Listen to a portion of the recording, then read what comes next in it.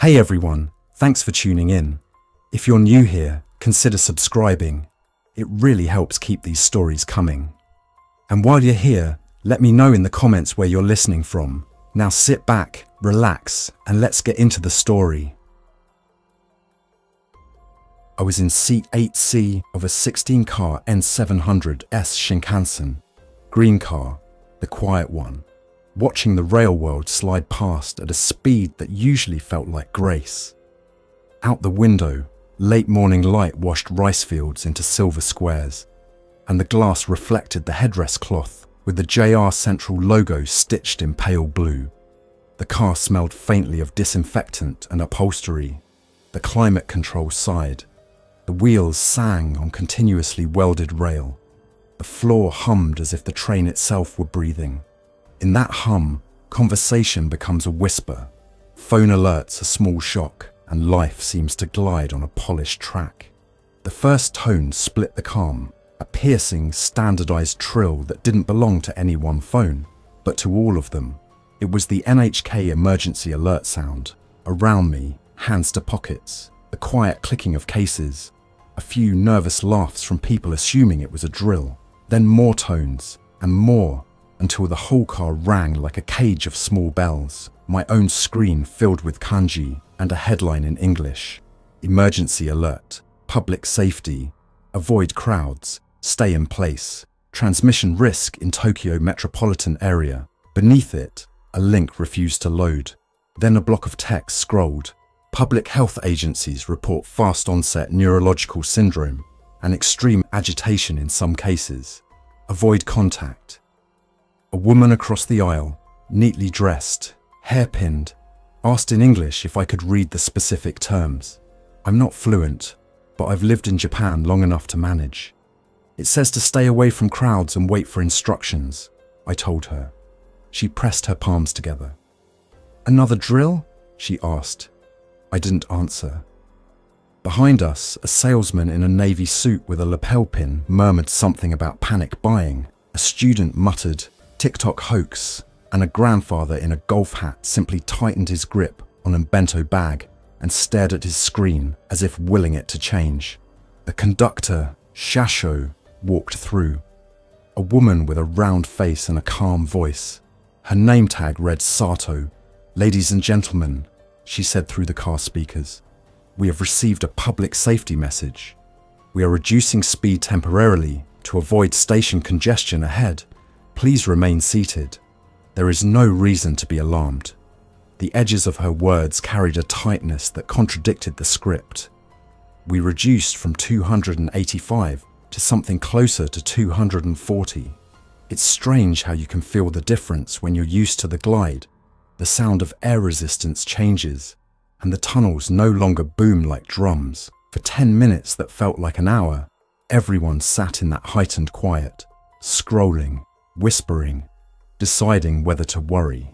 My seatmate, a young man in a oversized sweatshirt with Hokkaido University on it, dug out a small handheld radio from his backpack, the kind hobbyists use to listen to aircraft and Coast Guard channels. He winked at me. I'm Riku, he said.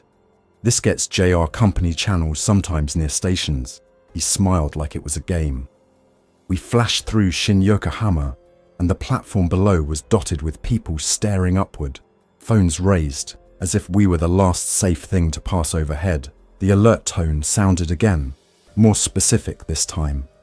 Multiple incidents of severe aggression reported at Tokyo Station, Shinagawa Station, and Shin Yokohama. Authorities advise shelter in place and avoiding contact with individuals exhibiting rapid onset confusion, biting behavior, or insensitivity to pain. The air in the car thinned. Someone whispered, biting, in disbelief. Behind me, a business traveler dialed home. I'll be in Osaka soon, he told his wife. Stay inside, close the door, don't open for anyone. At Odawara, we didn't stop. The overhead screen ran a purple bar, skipping scheduled stops due to operational reasons. The murmurs swelled into friction, suit sleeves rasping on seat arms as people leaned out, trying to catch the conductor on her next pass. The university kid, Riku, tuned his radio until it hissed, then caught a voice that sounded like a station master calling a platform evacuation. The word injuries came through. Then another voice on a maintenance channel mentioned track access being denied. Then we heard the scream on the intercar camera feed. Tinny, too loud for the quiet car, and saw a flurry of movement in a small window at the end of the aisle. The glass door leading to car 9 slid open, and a young man stumbled through, grabbing the frame. He was panting hard, fingers red, eyes wide. Behind him, down the gangway, bodies jostled, and beyond them, on the far side of car 9, something else was moving with a relentless, uncoordinated energy of someone who should have been still. The young man waved his hands. "Close it!" he yelled in Japanese. "Close the door." Shinkansen doors between cars don't lock like vaults. They slide, they seal, and they can be disabled from the crew controls, but otherwise they open with a sensor. The man slapped the panel and the door slid shut, his breath fogging the glass. Through the window, we could see another person slamming into the opposite side, open-mouthed, teeth bared in a way that looked like a child pretending to be a monster, except the eyes were wrong, unfocused, clouded like milk. The impact left a smear of something on the glass. I realized I was holding my breath. The conductor, Sato, ran from the front, her cap under one arm, a small AED bag over her shoulder. "Please sit," she said. "Please sit down." Her voice tried to stretch around panic and hold it shut. The man from car 9 pointed and spoke rapid fire, and she hustled to the door panel, opened a compartment, and tapped a sequence on a small screen that I hadn't noticed before. The green lights above the doorframe turned orange. The automatic sensor dinged, but the door did not open. "We are isolating car 9, she said, speaking into a handheld. She turned and added to us, "Remain in your seats." The train lurched as if indecisive. We were at speed between Atami and Mishima, curving between hills and sea.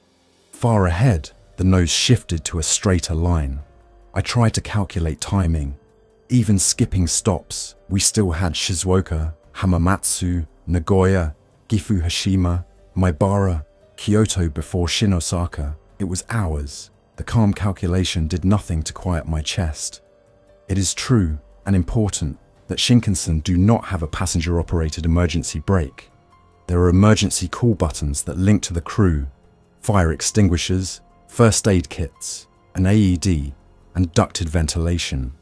The braking system, DSATC, is automated, commanded from the cab and from the railway control center. Stopping an express train at random mid-line is dangerous. You can't guarantee what's in the tunnel ahead, nor whether you'll block a crossover needed by another train. It is safer, the manuals say, to proceed to the next station unless there is imminent risk of fire or derailment. But manuals do not contemplate what was pressing its face to the glass 10 meters away. The tempered rhythm of the rails hid a new sound, a thudding that repeated, irregular and human. Inside car 9, passengers had backed into the aisle, a confused knot of hands and luggage and faces. A family with a stroller, a woman in a kimono, a pair of tourists in hoodies, a man with a rolling carry-on, who kept trying to edge around the pack like he could solve this by catching a connection. And then down the aisle came a middle-aged man with skin the color of unglazed porcelain and lips pulled tight from his teeth. He moved like he had no time for the instructions of his body, head jerking in short, hungry arcs. He bounced off armrests and bounced back and did not seem to feel anything. When he reached the door, he pressed his forehead to it, smearing a crescent. He did not blink. He mouthed at the glass. "I have lived a careful life. I have studied manuals on planes and trains, read safety placards, checked maps. I have planned contingencies for storms. I have never planned for this." Sato keyed her handheld again. "Control, this is train Nozomi, car 8 forward. We have a medical emergency in the rear. We request instruction." The line hissed. Someone answered from far away. "Remain in motion. We are clearing tracks to Shizuoka. Avoid opening doors between cars." Then a voice from car 12 cut in. "Too loud, too close. We need assistance. We have an injury." Another set of screams layered over a metallic crash, like a catering cart tipping. The handheld fell silent again in a shroud of static. Green car is quiet by design. Its very rules, no loud calls, gentle tones, made the sudden collisions beyond the glass even more cruel. There's a particular rhythm to fear. People decide, many of them the wrong thing, and those wrong things build like blocks until the best choices are buried. 3 men in suits stood and started toward the door to car 7, intent on going forward, away from the trouble. A high school girl in a sailor blouse began to cry, softly, like an animal. Riku, the student beside me, held his radio like a talisman. "It's on all channels now," he murmured. "Police frequencies too. It's everywhere." Sato did something that I didn't expect. She turned to us and bowed. "I'm sorry," she said. "The situation is changing quickly. I will need help." The businessman with the lapel pins stood and bowed back, as if the rules of civility could still hold the day. "What do you need?" he asked. Sato pointed at the doors on both ends of the car. "We must secure this car and the next 2, she said. "Please, if you are able, move forward into car 7 and car 6, and then we will close the doors. We will make a barrier with luggage at the end of car 7. Keep the center aisle clear for those who need to move. If you have medical training, please identify yourself." A young woman 2 rows back raised her hand. "Kinoshita Aya," she said. "Nurse, Tokyo Metropolitan Hospital." She slipped the AED off Sato's shoulder with practiced hands. An older man with reading glasses added, "I taught mechanical engineering at Nagoya University before retirement. Ito." He stood with surprising steadiness. "I know nothing of medicine, but a bit of how machines resist force." The lapel pin businessman gave his name, Morita Kenji, logistics for a supermarket chain, and started organizing people as if the aisle were a warehouse. "Large suitcases to the ends," he said. "Soft bags on top. Keep the doors clear. In emergencies, people think of weapons. On a Shinkansen, there are none. Not in any conventional sense. But there are things that bear weight. Things that can spread force." We found fire extinguishers in their red brackets, umbrella poles, luggage straps, a food service cart that remained in a storage nook, a heavy, stainless thing with locking casters, and a maintenance pole tucked into a compartment near the vestibule, used by staff to push or pull jammed doors. These would become our tools, not of harm, but of distance, ways to hold something back without touching it. We moved, ordered by need and fear. Those unable or unwilling to help went first, to car 7, guided by Morita and a young mother who kept her toddler against her chest like a secure parcel. Riku and I stayed to haul the heavier cases. Sato adjusted the door controls to manual and kept them closed. Nurse Kinoshita checked first aid kits and pulled out nitrile gloves and surgical masks, not because anyone thought masks would stop whatever this was, but because rituals are anchors. Professor Ito asked for tape and cable ties, and with them began bracing the food cart to the aisle so it could act as a makeshift door once slid into place. "Leverage," he said, mostly to himself. "If it moves, it should move with difficulty." The man at the glass mouth motioned, bit, smacked and clawed. He didn't tire like a person should. Behind him, the press of bodies in car 9 flashed, a hand with a silver wedding ring, eyes shining with tears, a pair of neatly polished loafers scuffling in panic. The door to car 9 vibrated in its track, a movement it was definitely not designed for, and we all flinched and worked more quickly. The businessman in the navy suit, the one who had asked me about drills, was sitting now, staring at his phone, lips moving in silent repetition. The intercom crackled, and a voice that was almost calm came through. "This is the driver," it said. "Untenshi. We are maintaining speed and will pass Shizuoka non-stop. Control is clearing Hamamatsu. Please cooperate with crew instructions." Then the same voice, more intimate on Sato's handheld. "Sato-san, are you safe?" She answered. "For now," he replied. "We have an incident in car 15 and car 14. A conductor is injured." There was a pause. "I'm alone in the cab." We had barely processed that when car 9's door flexed in its frame with a new, sickening sound. The safety glass went milky from a million fractures but held. The person on the far side slammed his shoulder again, harder, but did not gauge the effort like a person would. He did not retreat to assess or brace. He only struck and struck again, exactly as if the timing of the impacts were being set from outside. The glass bowed a fraction of an inch. "Now," Ito said, and we slid the service cart into place across our side of the vestibule, wedging its rubber bumpers against the upper lip of the aisle. He threaded luggage straps from the cart through the handholds in the bulkhead and used the maintenance pole as a crossbar. It won't hold if the door fails, I thought, but it would slow what was beyond, create time, and time on a train is distance. We moved forward into car 7, and Sato set the door controls to isolate car 8 from both sides. She keyed in a code, a tactile dance she must have done hundreds of times in training and almost never in real life, and 3 indicator lights went from green to red. "Automation off," she said, and for the first time seemed to look at us not as passengers, but as partners in something none of us had asked for. "We will make car 7 our center," she said. "Restrooms are at both ends. There is a vending machine in car 7. Water is essential. The AED and first aid kits are here. Those who can't move far stay in the center, strongest to the ends. We will not open to the rear." Behind us, the web of passengers on the far side of the cracked door writhed and thinned and then pressed again, and for a moment a single face, the woman in the kimono, surfaced in the swarm, eyes focused, tears on her cheeks, mouth forming words. She raised her hands and pressed her palms to the glass like a prayer.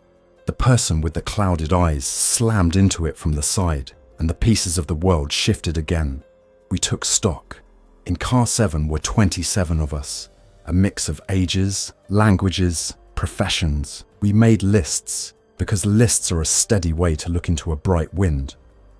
Medical, Kinoshita the nurse, a pharmacist named Sakamoto on holiday to Kyoto, and a former lifeguard who knew CPR. Mechanical, Ito and I with just enough technical writing experience to be organized. Security, no one official. But among us were people who had worked checkouts during storms, taught classrooms of restless teenagers, kept toddlers alive on no sleep. People who knew that leadership is made of small, steady directions and good use of tape. I gathered water bottles, while Marita and Riku walked the center aisle and collected what we could. Jackets to use as pads, belts for ties, spare battery packs for phones. The sewing kit tucked inside a passenger's duffel that would become more useful than we imagined later. A woman in her 50s, Arai, a tour guide with a voice that made you want to follow instructions, stood near the middle and made gentle announcements. "If you need water, raise your hand. If you feel faint, please sit with your head low." She did not say, "If you are bitten," and I was grateful and terrified at once. The radio spoke again in bursts. Riku held the little receiver between both hands like a warm stone. "Shizuoka Station closed platforms," a voice said. "Ambulances overwhelmed." Another voice, "Hamamatsu will attempt controlled stop for 2 trains only, then close." Then a hectic human channel. "Maybe police. Do not approach individuals exhibiting biting behavior. Move to secure areas. Lock doors." The phrase biting behavior landed again and again, and each time it hit, it felt less like a movie and more like a thing the world had always contained and we had not noticed. In the next 15 minutes, 3 important things happened. First, in car 6 ahead of us, a family with 2 small children found the courage to share their snacks: rice crackers, soft bread, apples cut in delicate wedges by a mother who had expected only a quiet trip. They shared not like people divvying rations in a siege, but like neighbours at a festival, politely passing plates. The children stopped crying. Second, in car 9 behind us, the door did not break, though the thing on the far side beat against it until we could see its shoulder bruising itself to a grey-violet through the glass. It did not stop. Third, and worst, the intercom snapped and buzzed and then went dead mid-sentence as the driver's voice said, "We will attempt." Silence in a train is a complicated thing. There is always the hum of the motors, the hiss of air, the rhythm of track joints. But when the system that speaks comfort to you vanishes, the skin feels that absence first. Sato went still, then pressed her handheld. "Cab," she said. "Cab, do you copy?" No response. She toggled channels. "Control, static." She looked at us and did not say we're alone, but her eyes did. We notched ourselves into a plan. That word, plan, is a rope you can hold. We committed to 3 objectives: keep the rear sealed, move forward toward the cab to regain control, keep passengers hydrated and calm.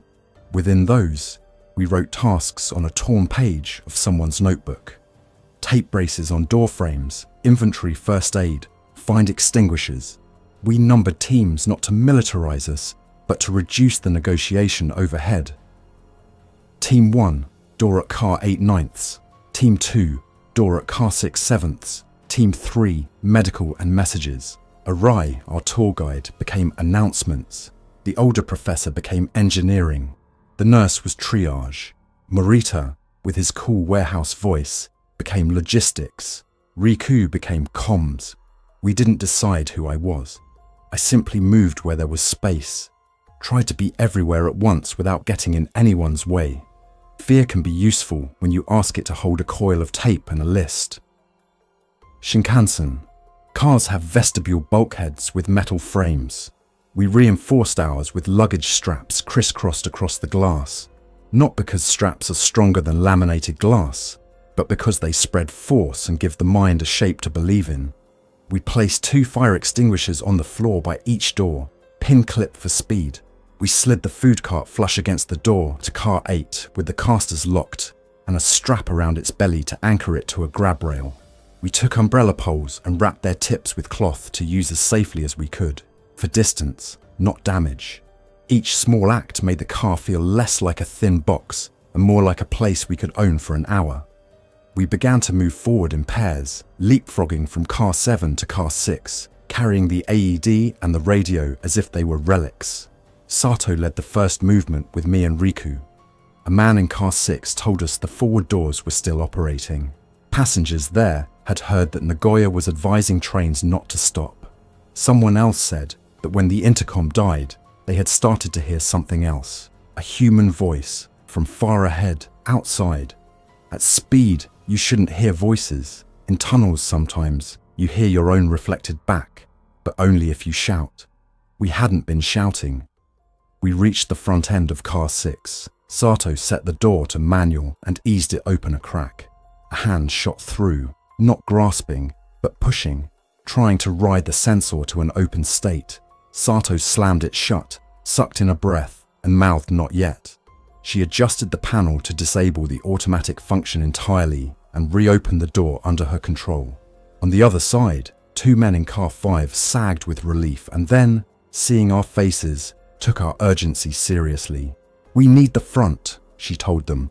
"We must check the cab." Car by car we advanced. Each movement a small, careful negotiation of fear and momentum. The train felt like a creature with many muscles, some tensed, some torn. In car 4, a group of students clustered around a woman who was swaying in her seat, pale but lucid. She had fainted and then recovered. In car 3, a child slept on his father's lap with noise-cancelling headphones over his ears, and I envied that tender technology like a magic spell. In car 2, the air smelled faintly of something sharp, not smoke exactly, but electrical, like ozone or a hot transformer. It was the smell of stress in a system designed for quiet perfection. Through the long windows, the landscape widened. We were cutting across plains toward Hamamatsu, the big factory town where music and motorcycles share industrial space. If we could make Hamamatsu, and if the platforms could be controlled, we could evacuate. But even if we could stop, would the station be safe? Would we simply trade the long box of a train for the big box of a concourse? With more doors, more angles, more people bursting through with clouded eyes.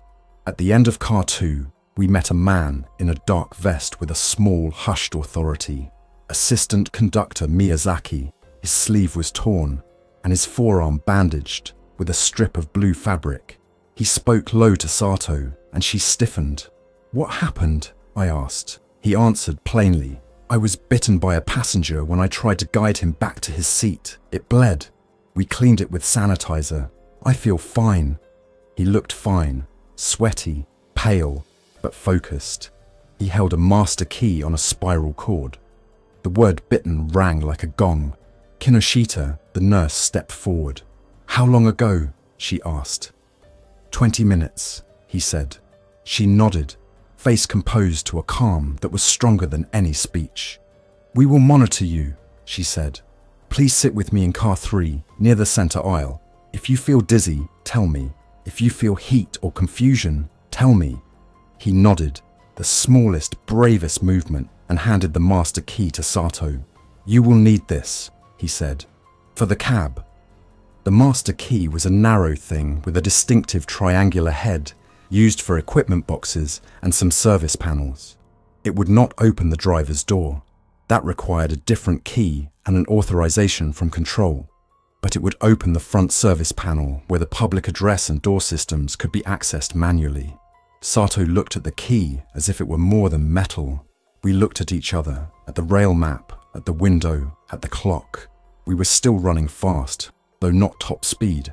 Hamamatsu was minutes away. The plan we had built to keep ourselves steady had to stretch again. We would try for the cab. Not to drive. The idea of piloting hundreds of tons at 285 kilometers per h made me want to curl into myself. But to access the emergency stop, there is a guarded button within the cab systems. Not a passenger emergency brake, but a driver's emergency stop that the operator can engage, routing through the ATC system. On a modern Shinkansen, the system is deeply interlocked. A stranger pressing buttons cannot easily throw it into chaos. But we also knew this. If the driver was not responding, something or someone had to take that responsibility. We would rather stop in open air than in a crowded platform. But any controlled stop would be better than losing communications and sliding blind into a station where people might be in danger. We moved forward to car 1. The air felt wrong there. Cooler. Somehow vacuum emptied. A single suitcase rolled slowly in a corner, moving with the tiny shifts of the suspension. Near the front bulkhead, a child's sticker sheet, animals with smiling faces, was scattered like confetti. We approached the cab door. It is set off from the passenger area by a short hallway. On the wall, a small service panel with an array of indicators and a lock awaited the master key. Sato inserted it, and the panel swung open with a click. Inside, a handset for the PA, switches for lighting and door control, a guarded toggle for battery isolation, not for us to touch, and crucially, an intercom button labeled cab. She pressed it. "Cab," she said. Silence. Then a sound came through that was not the driver's voice. It was a wet, irregular breath and the small tapping of something hard on something plastic. "He is there," Sato whispered. She pressed again. "This is Sato. Do you copy?" No words came back. Only another breath and a small scrape. She looked at us, and in that look the social world we had all come from, the world of tickets and timetables and bows, finally cracked. "We must open it," she said.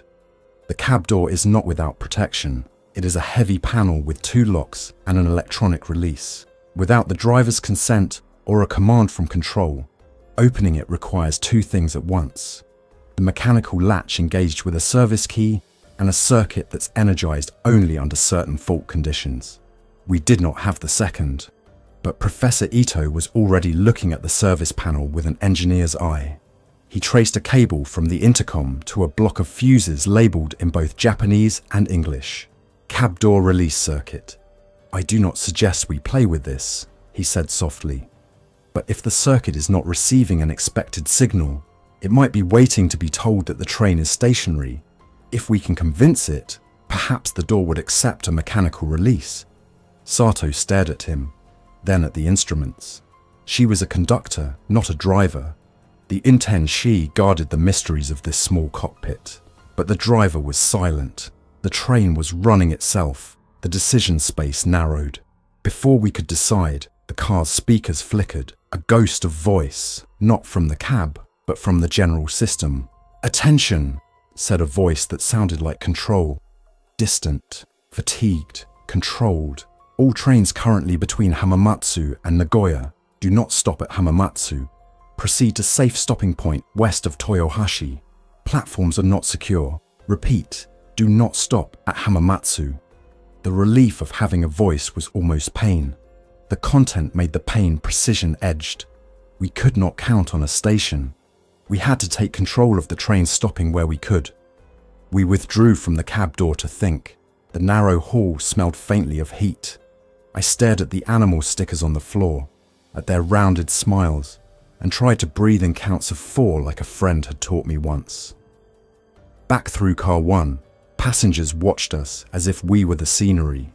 Their eyes followed like camera lenses. Someone asked, "Are we safe?" And Arai, our guide, answered with perfection, "We are making it safer every minute." Then the handheld crackled again, not control this time, but car 10. A man shouting, voice jagged with fear, "They're coming over the seats. They don't feel anything." He wasn't saying it to us. He was saying it to himself, to the car, to whatever god serviced the rails. A second voice, a woman, said, "We have to jump at a station." The man answered bluntly, "We will be hit by another train." The intercom tripped out. I tasted dry metal in my mouth. We did something simple and decisive then. We demoted ideas that made us brave and promoted those that made us alive. Decoupling cars? Impossible from the passenger space. Couplers are automated and demand tools and permissions we did not have. Fighting our way back to save everyone? No. Holding 2 doors with a few straps against a hurricane? No. But moving forward, securing each car, and aiming to stop in a tunnel we could control.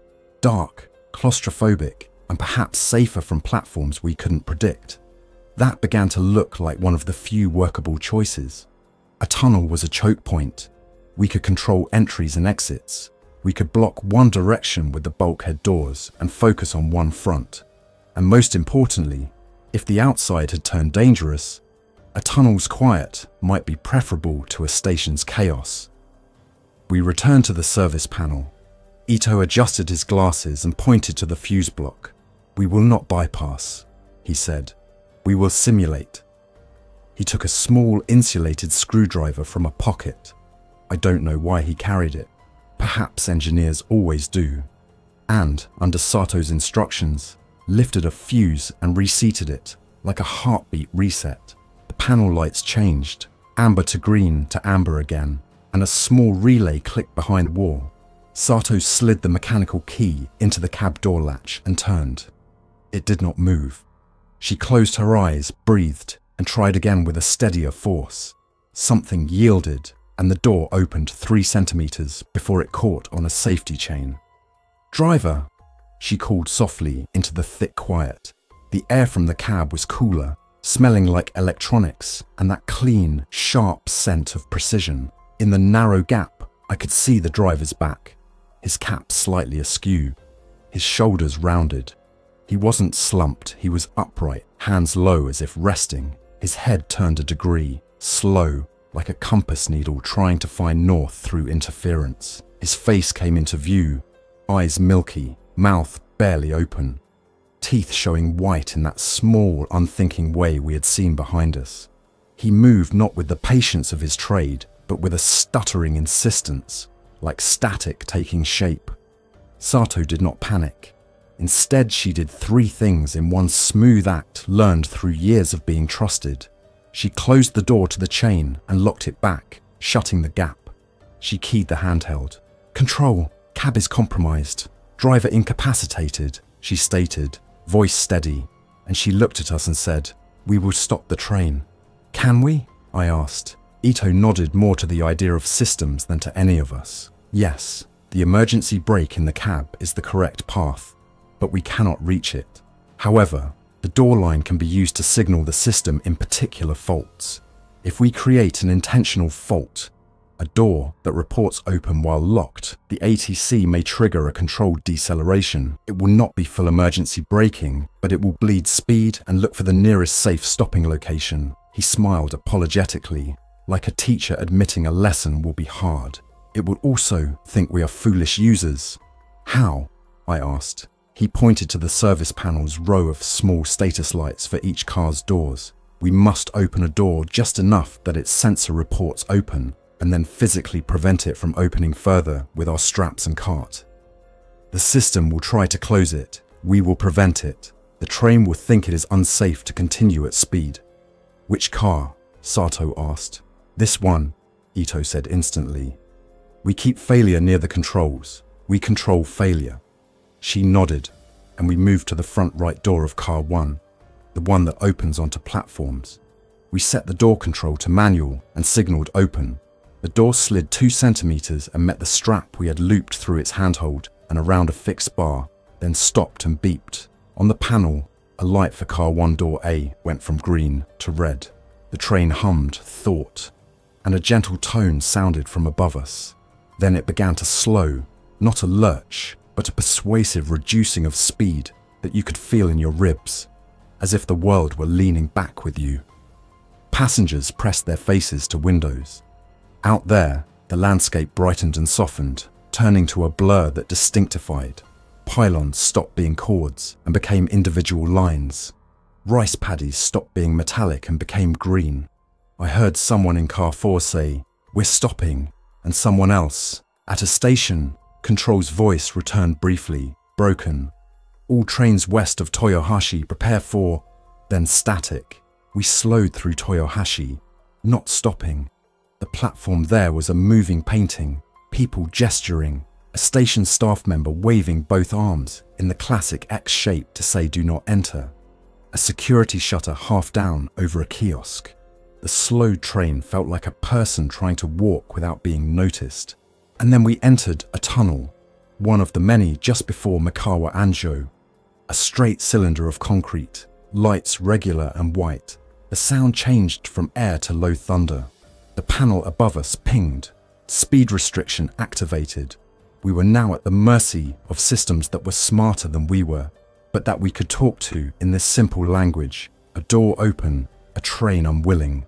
"Prepare," Sato said. "We may need to hold both ends." She sent Morita back to car 7 to report and to ensure our barricade at car 8 held.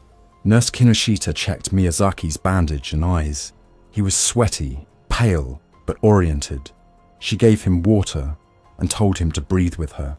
I stood by the service door with Riku and the professor, holding the strap in case it slipped. Not that my strength would do anything against tons of force, but because doing something is what keeps you from breaking. The deceleration deepened. People's bodies tilted. Phones slid on tables. A can rolled. The tunnel lights strobed past slower and slower. Riku raised his radio. "I hear something," he said, and then we all did. Not in the radio, but in the car itself. A new sound over the train's controlled voice. Hands slapping on metal from the direction of the cab. The driver, no longer a driver, was moving again. Pressing again, meeting the chain at the door with a measured rhythm that did not feel measured by him. In the rear, through the camera window, our milky-eyed shadow did the same. For a moment I imagined the whole train as an organism breathing fear in and out through its ends. The train stopped, feather-light at first, then ending with a soft firmness that in other times would have been praised as a perfect halt. The lights stayed steady, the ventilation steady. There was no platform, only the white wall of the tunnel outside, close enough to touch if you were foolish enough to try. The speaker above us clicked, and a different chime played. Not a welcome chime, but an alert. On the service panel, green indicator bars for line voltage flickered, and then went steady again. We were a sealed capsule, quiet in a concrete artery. "Do not open any exterior door," Sato said immediately. "There is no walkway. The tunnel is active. We wait." And that was what we did. The point of stopping was not to escape into the tunnel. The point was to stabilize a small world we could control, and then make ourselves ready for whatever came next, including the possibility of moving again under our own arrangement. For a long minute, there was only the knowledge of our choice. Then the radio spoke, not Riku's, but the handheld in Sato's palm. A voice from control, tighter now, under strain. Train between Toyohashi and Mikawa Anjo. We see your stop. Confirm cab secure. Sato pressed hard enough to colour her knuckles. Cab not secure, she said. Driver incapacitated. Passenger compartment secure forward to car 1. Rear compromised at car 9. We've injured. The voice came back, calm out of duty more than feeling. Hold position. Do not open to tunnel. We are powering down adjacent track. Response teams are delayed. Advise status every 5 minutes. Delayed. That word carried an entire city of circumstances. In car 7, a baby cried and then subsided into hiccups. In car 2, someone sobbed once, quietly, and then took a deep breath and stopped. In car 1, I tightened the strap on the front door a notch and felt with the heel of my hand the trembling of the door as the train's pressure systems worked against it. Beside me, Ito sat on a luggage rack and, as if prepping for a lecture, jotted notes on the back of a timetable, diagrams of panel layouts, the sequence of lights, the way the fault had produced the correct response. He wasn't making a record. He was making meaning. We settled into an hours-long siege that was more like maintenance than battle. We rotated people at the end doors in shifts, 20 minutes on, 20 minutes off. We rationed water by mouthfuls and kept blood sugar up with rice crackers and the last of the vending machine's offerings. We inventoried wounds, a sprained wrist from a fall, a cut scalp from a dropped suitcase, a man whose knuckles bled because he had punched a door when he couldn't get a signal. We sat Miyazaki in the center aisle, under the soft air vent, and kept a quiet vigil over him as if he were a lit candle. Every 10 minutes, Kinoshita checked his temperature and pupils and asked him to follow her finger with his eyes. He smiled each time he did, gratitude and fear sharing space.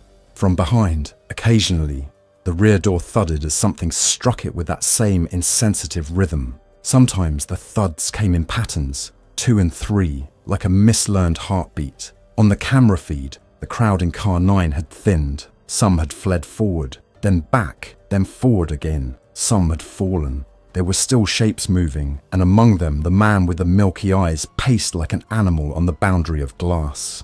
Time is different when you cannot consult a clock without using more of your energy than you want to spare. We measured in announcements. Every 5 minutes, Sato called control with a status. Every 15, Arai spoke to the entire group in a voice like a competent story reading at a library. We are safe for now. Help is coming. Please breathe in for 4, hold for 4, out for 4. People did it. You could feel the air change.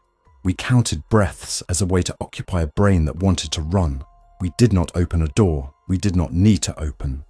At one point, from somewhere forward of us and to the side, we heard footsteps. Not ours, not inside the train, out in the tunnel.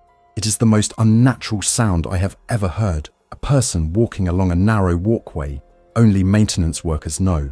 Shoes ticking, yes, but with an extra shuffle, an irregularity, like a limp. The walkway beyond the door window was only a grey blur inches away. We froze and listened, and whoever was out there moved parallel to us for several seconds and then stopped, exactly opposite the door where I held the strap. There was a long, empty moment, and then a palm pressed flat to the glass. Not a shout, not a knock, just touch.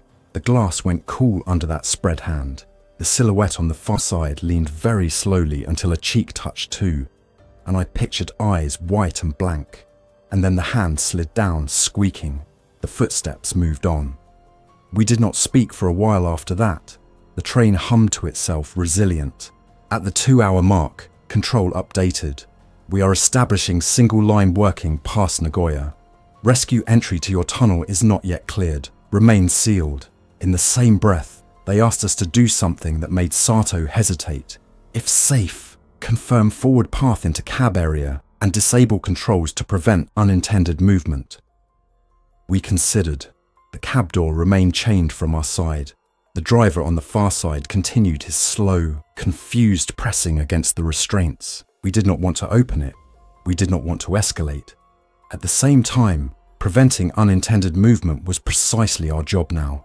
The driver sat among controls that could, under the wrong sequence, engage or disengage systems we needed to trust. Sato and Ito devised a small plan. We would use the service panel to isolate cab controls without entering. The manual allowed a state in which the cab controls were powered down and the train was in protected neutral, relying only on safety systems. It also allowed the PA to function from the service panel. Ito talked quietly, like a professor in a lab, guiding Sato's hands to the switches while she read the Japanese aloud and I cross-checked the English labels. The three of us forming a small, self-correcting loop. When the sequence was complete, the train made a single, contented chime and displayed protected on the tiny service screen. It felt like putting a sleeping person into a safer position without waking them. Miyazaki, under Nurse Kinoshita's watch, remained lucid. He answered her questions with wry patience. "What day is it?" she asked. "Tuesday," he said. He was right. "How do you feel?" "Like I did a 10K without training," he smiled. His forearm around the bandage was puffed an angry red, but not spreading up his veins in tracings like in dramas. He drank water slowly and did not pretend to be brave. He was brave anyway. In the rear, the drumbeat on the door graduated into a kind of erratic Morse, heavy, light, heavy pause that shook dust out of the door's lower track. Morita reported that the makeshift barricade at car 8 was holding. The straps creaked but did not fail. He rotated volunteers. "If you are tired, you cannot hold," he said in that managerial tone he wore like a uniform. "Sit. We must be boring to survive." We began to notice other things, the battery indicator on the service panel dropping slowly, the minor condensation pattern on the door windows that told us where air was cooler. We learned the pattern of the train's automatic air refresh cycle by the faint change in sound. We learned each other's names and made a dubiously funny game of replacing our previous profiles with new ones. Engineer becomes door whisperer, tour guide becomes announcer, student becomes communications hub, logistics manager becomes water minister. We did not call the nurse a different name. We needed her exactly as she was. There was a moment, there always is, when order strains. In car 6, a man decided that the tunnel represented freedom rather than risk and tried to pry open the platform door. He was convinced that help would be right there, if he could only see. Two people held his arms, gently but firmly. "Sir," Arai said with the softness of thousands of tourists wrangled, "please stop. There is no walkway on this side." He struggled once, then sobbed once, then softened and apologized so much that it made others cry. Our world shrank to the size of what we could persuade each other to do. Eventually, Control said what we had expected and dreaded. Help was not coming soon. The line was overwhelmed, station platforms unreliable, personnel stretched thin. "We will guide you remotely," they said, and in that phrase, we passed from being passengers to being something else, caretakers of a sealed, moving village. "Here is the plan," Sato said, and we made a circle at the front of car 1. The professor, the nurse, the student, the logistics man, the tour guide, the assistant conductor who watched like a man trying to be both present and invisible, and me, the one who always writes instructions and is now inside one. "We will not open to the tunnel," she said.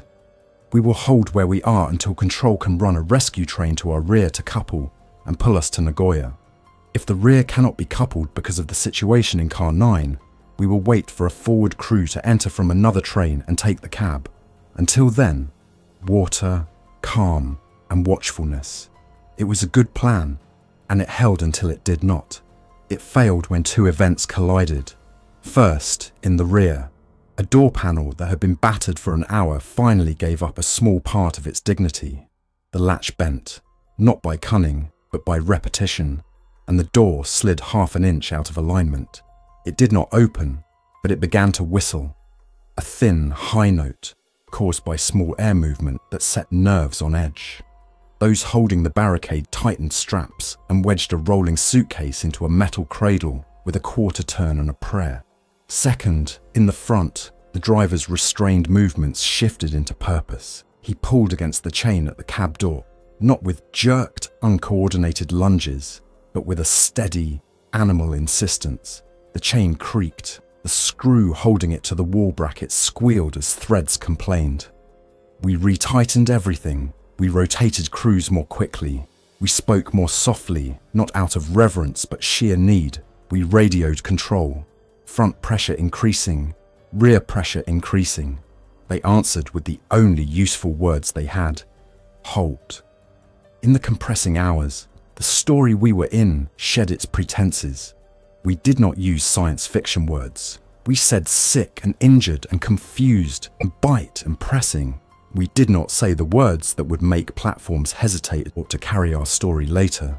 We proved to ourselves that clean instructions to a frightened group can beat clever fear. We did not become heroes. We became competent.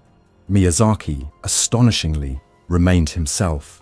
He drifted in and out of shallow sleep, drank water, and answered Kinoshita's gentle questions. At some point he whispered to her that he was sorry for getting hurt on her watch, and she laughed softly and told him that was an absurd way to look at the world. He apologized again, because apologies had been his reflex since childhood, and then he smiled crookedly and slept. I do not know if he would have changed later. I do know that in that tunnel he was human, and we treated him that way. At what must have been late afternoon, Control announced a new problem.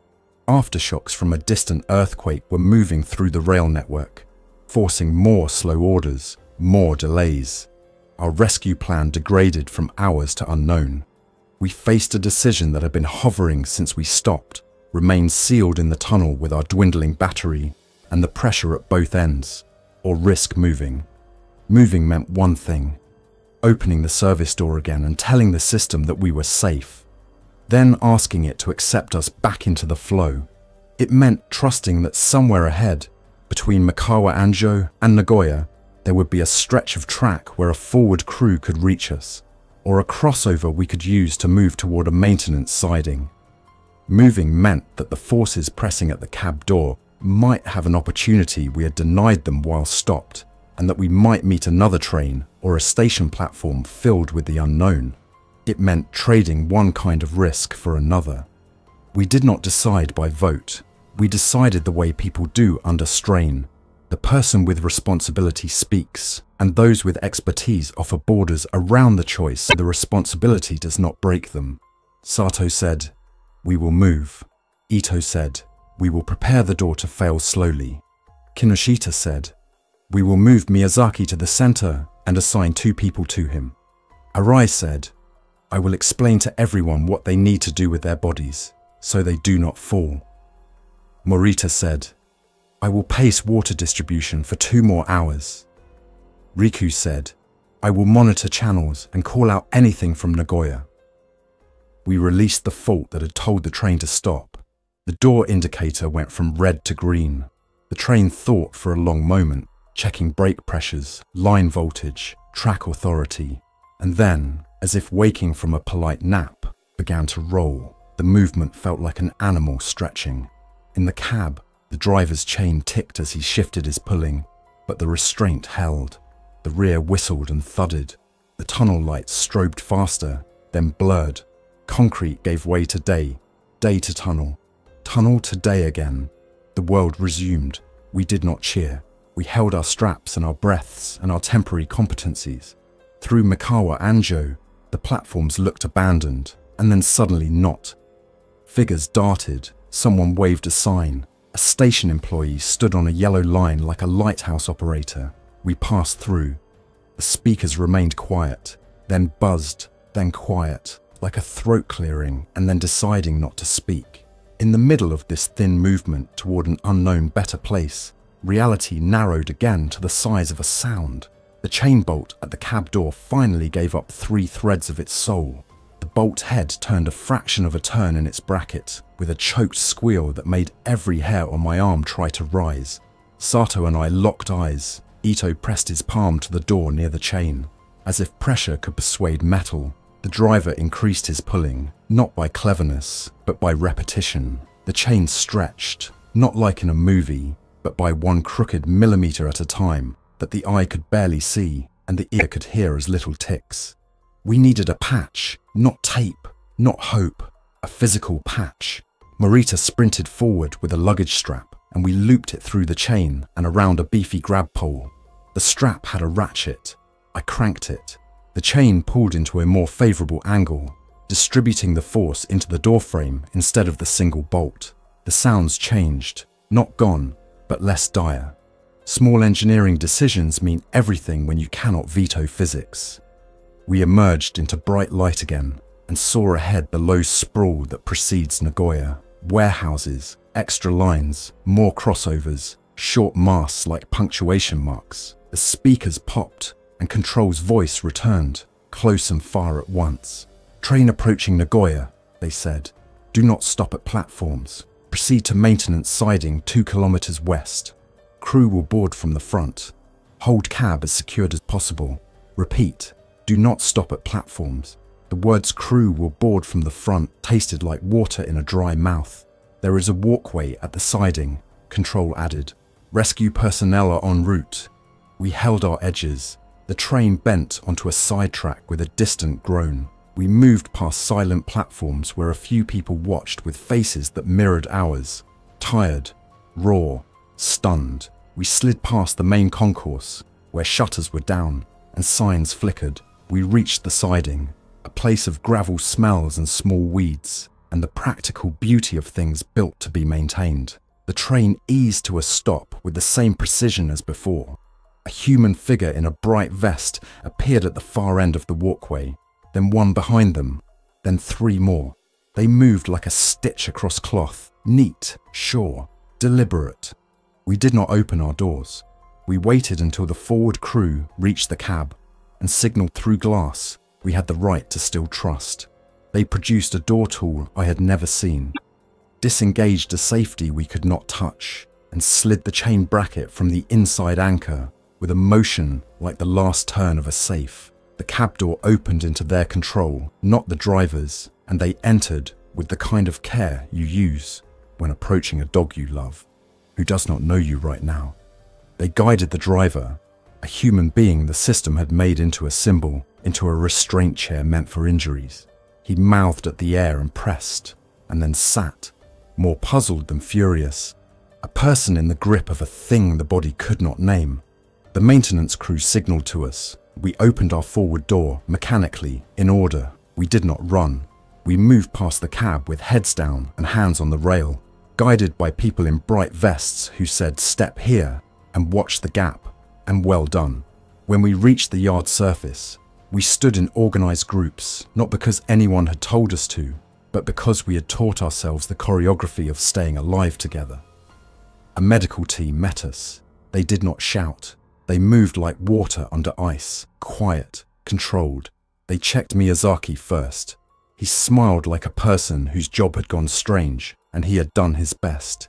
Kinoshita passed him to them with a hand on his shoulder that said, "Both, I'm with you, and go." They checked others in order of need. They gave us masks not to cure anything, but to feel the hands of procedure on our faces. While we stood there, the rear of the train remained sealed. Through the window, in the yard light, we could see into car 9. The milky-eyed man pressed his forehead to the glass and slid it slightly left and right, as if working an itch. He had a tie on, as if he had dressed for a meeting that morning. An ant of grief walked across my scalp and into my eyes and down my nose, and I let it, because the point of being human is to feel what you can and hold what you must.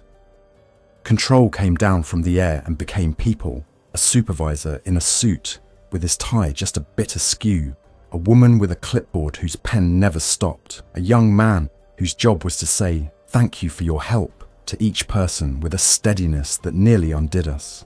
Sato stood near them, suddenly small without her hat, hair stuck to her forehead.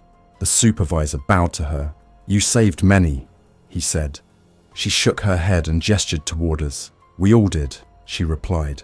Later, hours, days, the calendar turned by a thumb I cannot see. We would learn more words. We would learn about quarantine protocols and contact lists. We would be asked to recall names and seats and draw our path through the cars. We would be told gently to watch for symptoms and given numbers to call. We would be asked, kindly, to describe the behavior of those we had seen and to use neutral terms. We would comply because we were not trying to name monsters. We were trying to write a manual for a day without a chapter yet. In the moment, standing on crushed ballast under a wide Nagoya sky, we were just tired people who had done something strange and difficult together without choosing it. We were given water and a place to sit. We were given the chance to exhale the tunnel out of our lungs. We were not given a clean ending because the world had not yet earned one. As light softened, they moved us to buses with curtains drawn so we did not see more than we could carry. On mine, a child finally asked the question that had been sitting in all of us like a pearl that was gripped first. "Will we go home?" he asked his father. His father did not lie. "We will go somewhere safe," he said, "and then we will go home when it is time." The boy nodded like a small old man and watched his hands. Hours later, in a hall with cots and bottled water and a clock that made time readable again, I lay on my side and watched fluorescent lights make a soft stutter in the ceiling paint. Across the aisle, Riku, the student with the radio, slept with it under his cheek like a toy he wouldn't give up. The professor snored delicately. The tour guide Arai wrote names on a sheet with neat characters. Morita stared at the ceiling and made slow lists with his lips. Nurse Kinoshita sat in a plastic chair with her head bowed, finally still. The assistant conductor, Miyazaki, was somewhere else, with people who would watch him as we had watched him, and care. In the night, a siren far away made a ceiling lamp flicker. Someone coughed, someone prayed in a whisper, but for once prayer sounded like breath and not a bargaining session. I thought of the driver and felt a complicated tenderness. He had gone to work to do something precise and ended up in a room where the controls had no agreeable meanings. For a long minute I let my mind stand in his shoes, and then carefully I stepped back into mine. People like to talk about heroes when they want stories that close like a door. What we had instead were roles: conductor, nurse, professor, student, manager, guide, writer, and we played them as seriously as we could. We held a door and counted breaths and learned a system's simple language. We failed in small ways and managed in medium ones, and were rescued by a mesh of systems and people that had never practiced this exact tune, but could still find a key. Days later, someone asked me the simplest question: when did you know that everything had changed? I said it was when the alert tones made us all look up at once, or when the milky eyes pressed to the glass, or when the chains squealed and we chose to move. But the truest answer is small. It changed when the conductor asked us for help and we all stood up. That is when we moved from a car of strangers to a crew, from passengers to participants, from people in chairs to people with hands on the rail. I do not know where the story goes next. I know only the parts we wrote on that train. The sound of a door fault that saved us. The way a strap can make force choose a kinder path. The slow, careful way you can breathe fear out through a count and let competence in. The understanding that stopping in a tunnel isn't defeat if you do it on purpose. That sometimes the bleakest choice is the most controlled one. And that even when the world presses its forehead to the glass and slides down with a squeak, you can hold your place in it, together, for one more stop. Thanks for listening. If you enjoyed this story, don't forget to like and subscribe. Your support keeps these creepypastas coming. Until next time, stay alert, stay safe, and never ignore the feeling that something is watching.